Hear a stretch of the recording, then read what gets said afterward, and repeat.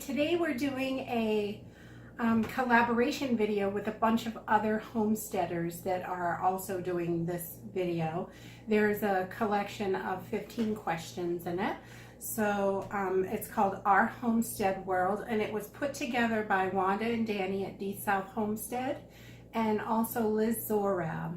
And I'll put the links in the description down below so you can go check them out as well. And there are tons of other people that are homesteading on YouTube that are also doing this video. So it's really cool to see how everybody's doing in different places around the world. So let's get right to it. All right, so the first question, where in the world are you? We are in Maine, in the White Mountains, and it gets pretty cold up here in the winter, but we have beautiful, beautiful summers. We have about 2 weeks that are kind of really awfully hot, but in the summer, but the rest of it is really beautiful and wonderful. We love it here, absolutely love it. And let's see, number 2. Approximately where are we located? Approximately we are about an hour and a half west of the of Augusta, where the capital of Maine is, and it's nice and quiet over here. There's not a huge population, and we like that. What is the size of our homestead? Our homestead is about 2 acres. We have it's pretty wide. It doesn't go really far back, but it goes down to a river, a small little brook that we have. It runs fast enough so it doesn't really freeze in the winter, just a tiny bit on top. So we could break through that if we needed to get to access to water, which is really, really a nice feature. We were super happy about that when we bought the place. And let's see, is our homestead rural or urban? We are definitely rural. We can only see one house from where we are, which is right across the street, but it's very rural out here, and we really like that. So let's see, number 5. What is the climate and weather like? Well, the winters are really snowy and really cold. So we have 2 wood stoves that we have to run to keep our house heated all winter. It's a pretty big house because we have 4 kids.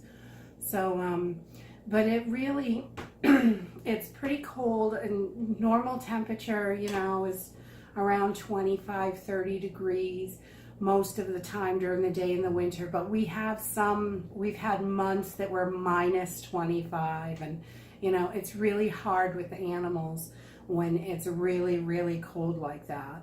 But you make do, and it works. And the summers are absolutely gorgeous. They're usually high 70s, mid 80s, which is really nice. It can get kind of humid and sticky, which I don't really love, but you know, you can't have everything. I would love perfect 60-degree temperature year round. That'd be fabulous, but I haven't found one of those places yet. If you know one, let me know. Let's see. What is the growing season? Well, our last frost in the spring, we usually can start growing around mid-May, and we can grow usually to the end of September, October. Those root vegetables can go a little bit longer, but usually into September is the end of our growing season. So it's not super long, but it's long enough so we can grow some pretty good crops here. And do we have animals? We do have animals. We don't have as many as we used to. We cut back really big this year. We used to raise goats and sheep and rabbits and chickens, and we even had some alpacas for a while, but now we are down to just chickens, which is good. It's really good for us. It gives us a little more room for us to be able to go and do things with our kids, because our kids are still really little. So they're 8, 9, 11, and 14. So they like to go do stuff. So, and we like to go too, and we can't, with goats and sheep, and they're breaking through fences, and you know, if you have a weak spot anywhere, they'll find it. And So we found, and the cost of hay, we don't have property where we're able to grow our own hay, so we had to constantly buy hay for the animals, and the cost of hay here keeps going up and up and up. And last time I bought hay last fall, it was like over $6 a bale, which is pretty pricey, you know, when you throw some grain on that with some pregnant animals and, you know, for the ewes and stuff. So now we just have chickens. We have 20 chickens right now. We'll probably be getting some more over the summer. And we have 2 dogs, a little miniature dash hound who thinks he's big and tough. He's quite the little man. And we also have another little dog. She's small like him, but she's a crossbreed. She's super sweet though. And that's it for animals right now. So, and it's really nice because if we want to take off for a night, we can. The kids really love to go camping, and that was one of the deciding factors for us to go down to just chickens, and the price piece. So let's see, what fruits, vegetables, and grains do we grow? We grow a whole bunch of vegetables.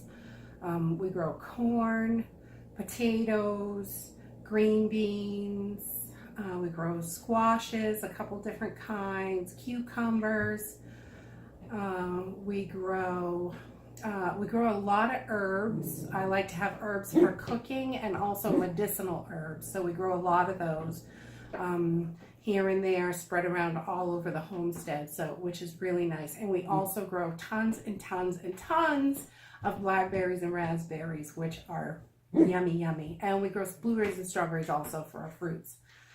We did plant a couple apple trees last fall, but we're not sure how those are going to go.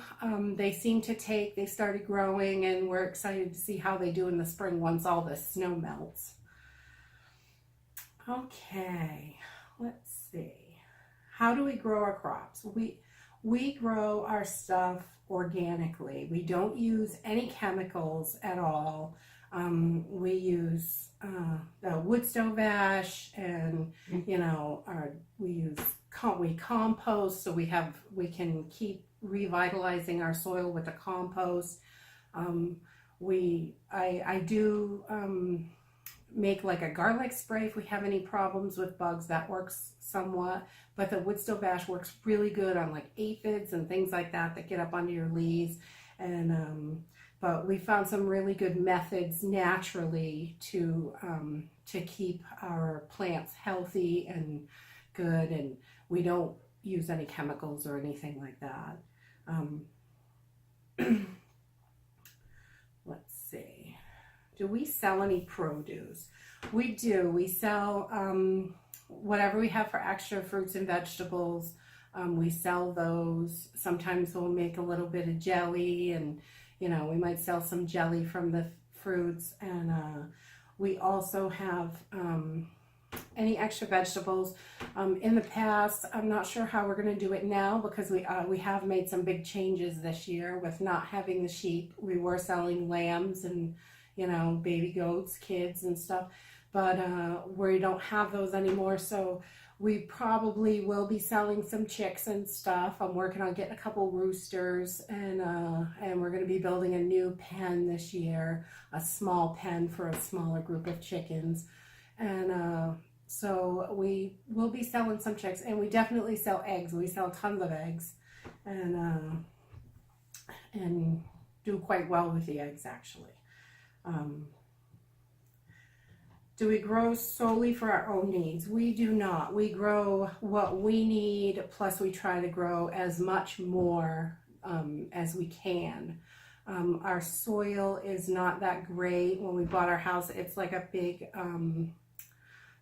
huge sand pit here. So everything, we have raised beds. We have a couple of beds that are, you know, in the ground and stuff, but it's been really hard with the soil because it's so awful. We had to bring in a lot of compost when we first started, and that's not cheap. So the soil was the biggest problem here. We have a pretty nice setup now. We've been here for 5 years,